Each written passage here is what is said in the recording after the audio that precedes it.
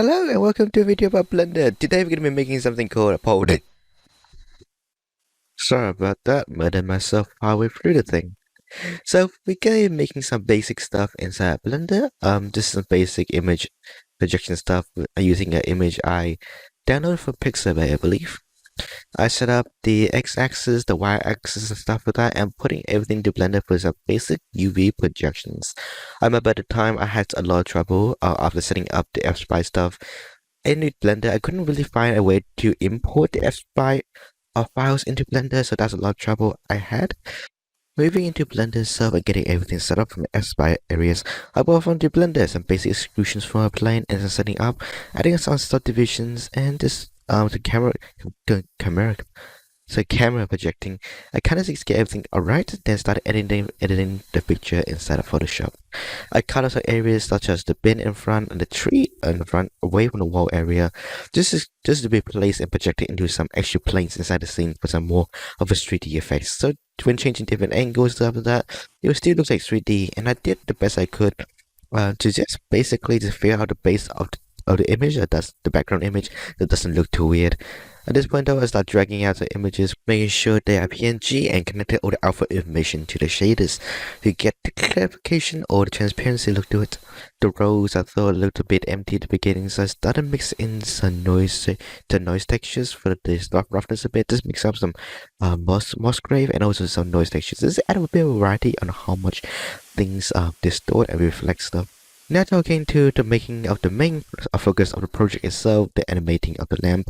I modeled the lamp using some basic extrusions from a cube, using some basic cloud functionality, scale functionality, just some stuff to build out the shape of the form. This isn't really too much to say about it. The one thing I always try to avoid while modeling is always not use the mirror modifier, because that gave me nightmares during my repertory stages on my character where you try to use proportional edits, and that will actually pull the vertices across and merge inside the middle line of the object. If you have clipping on, it would just kind of cause angle inside the model.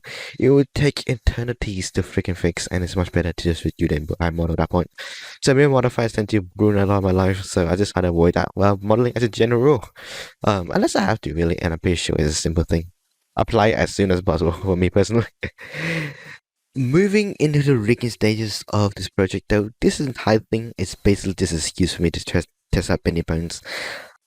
Shift A, go to armature, add a single bone, and after that you kind of just want to go to object, clicking on a bone, and scope visibility and display and sit in front for ease of things.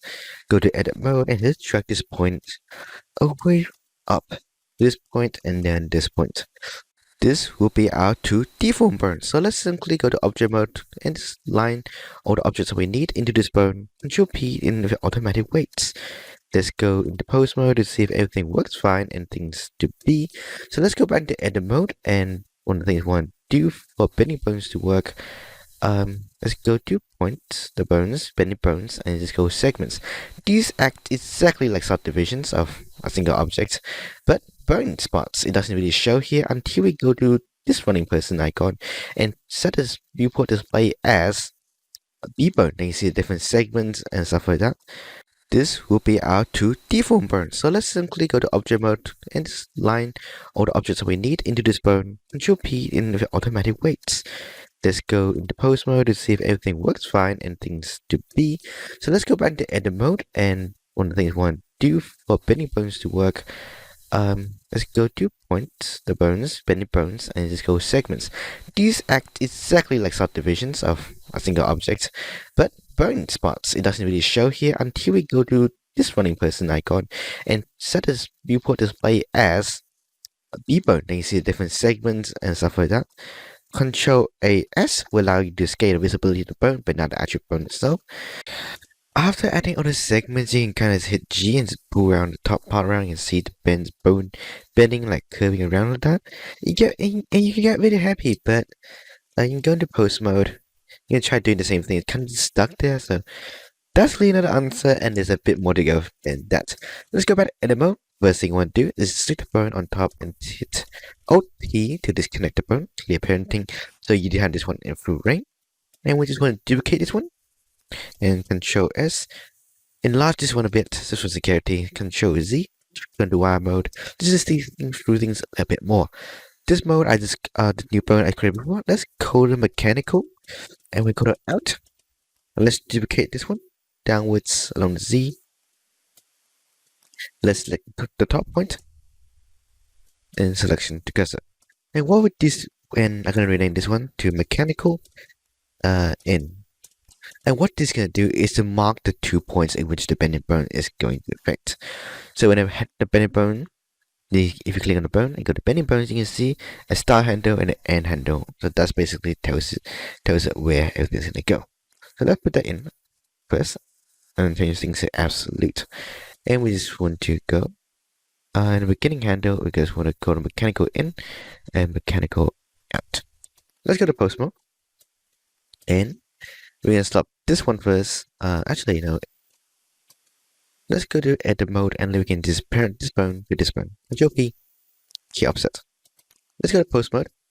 Hit this bone first, then this over here, and we're gonna make that a child parent to this one. So the child connects to it. Damn track. And that would do what we'll do is that while this will active and the constraint to it. If we go to constraint right now, you can see this bone that we clicked before here had been transferred as the target. So we don't need to select everything again. And put another and the damp, so that's like a tracking functionality. Control Shift C, and let's go stretch 2. And now this bone will stretch it over this one. Now we go to post mode a bit, and you can see everything working just fine. Let's drag it over here, drag it over here. Then go to object mode. We can just hide the bone structure and see everything just going well. So yeah, that was my basic attempt at creating a street scene with a thin scene lamp. I hope you enjoyed it. Hope it was useful in some way. Thanks for watching and have a good day, everybody. Bye bye.